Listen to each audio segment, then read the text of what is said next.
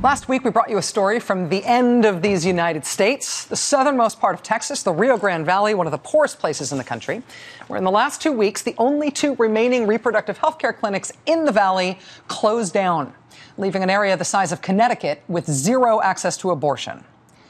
From the Rio Grande Valley, if you travel along the Gulf Coast curve of Texas, north and then east, you end up in an equally remote and almost equally poor part of East Texas that is the borderlands between Texas and rural southwestern Louisiana. Just west of Louisiana's Cajun country on the Gulf Coast, you'll find the small city of Beaumont. And in that small city of Beaumont, Texas, a long-standing reproductive health care clinic there has been providing cancer screenings and contraception and all sorts of reproductive health care, including abortions, for the women of Beaumont and the women of East Texas and the women of Southwest Louisiana, who have seen the clinics in their state shut down and who have been making their way across state lines to East Texas, to Beaumont, to see the doctor there instead. Beaumont is a mostly African-American city. It's not a big place. It's not well off. It's got over 20% of the population living under the poverty line. But it's also a place where people come to for services from the whole region. It can take more than 6 months to get an appointment with the only low-income women's health provider in the area. The Whole Woman's Health Clinic in Beaumont is the only abortion provider for a 260-mile stretch between Houston and Baton Rouge. It's such a small and rural community, and it's so family rooted. You're talking again 22% of women who are living in poverty. So that means they don't have cars. They don't have the finances to make the travel 145 miles one way to Houston. Many of the women in Beaumont have never been out of Beaumont. Many of the residents of Beaumont have never been out of the city of Beaumont.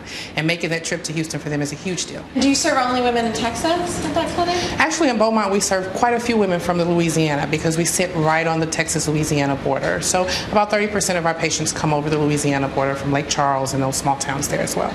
My understanding is you're the only provider between Houston and Baton Rouge. So about a 260-mile stretch of highway, we're the only abortion clinic.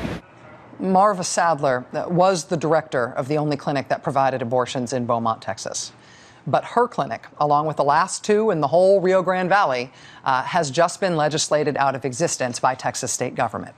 The new trap regulations for abortion providers that Texas Republicans passed last year, that law they passed after the marathon filibuster by Democratic Senator, now candidate for governor, Wendy Davis, that new Texas law said doctors couldn't provide abortions in Texas anymore without having admitting privileges at a local hospital, something it is nearly impossible for doctors to get if they don't already have them. Well, the 2 clinics in the Rio Grande Valley that were forced to close last week, they had to close because no doctors could get those admitting privileges. But that was just one part of Texas's new anti-abortion bill, that one that went into effect in November. The clinics are now closing because of it. They essentially have been trying to hold on, trying not to close, hoping for a reprieve from the courts or something else to allow them to stay open. Those regulations went into effect in November. They're still closing clinics now. But now another set of regulations from that new law is set to go into effect over the next few months. The first set of regulations is basically credited with shutting down 19 of the state's 32 clinics. This next set of regulations that's due to go into effect in the next few months, it's set to close 13 more of the 19 clinics that remain in the state.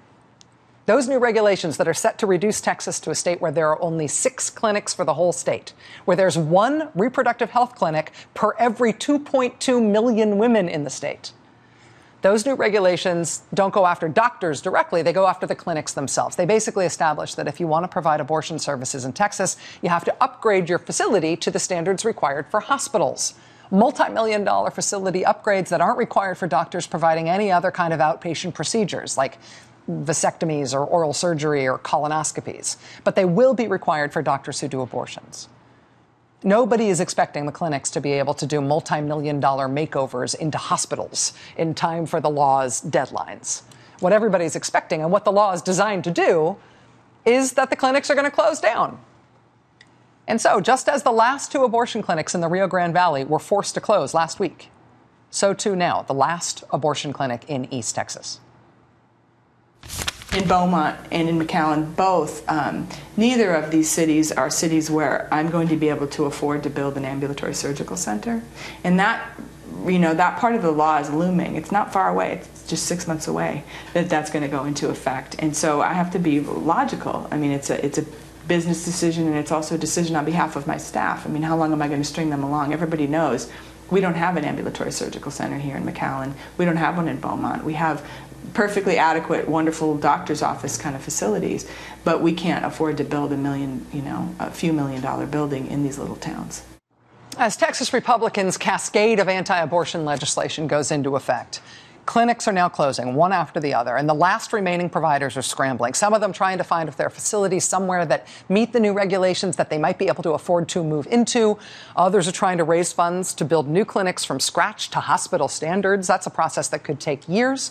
Even if it's successful, those efforts by necessity will be concentrated in the state's large cities, which means even in the best case scenario for these providers, the vast rural areas of the state of Texas are going to be left with no access to abortion services whatsoever, and no access to lots of other kinds of reproductive health care either.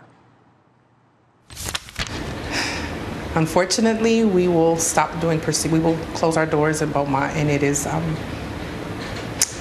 it's devastating. We'll see a lot of women hurt. We'll see a lot of women go through a lot of turmoil. We'll see families who this will make or break, unfortunately. And it's devastating that we have to walk away. It's been hard. I'm sorry.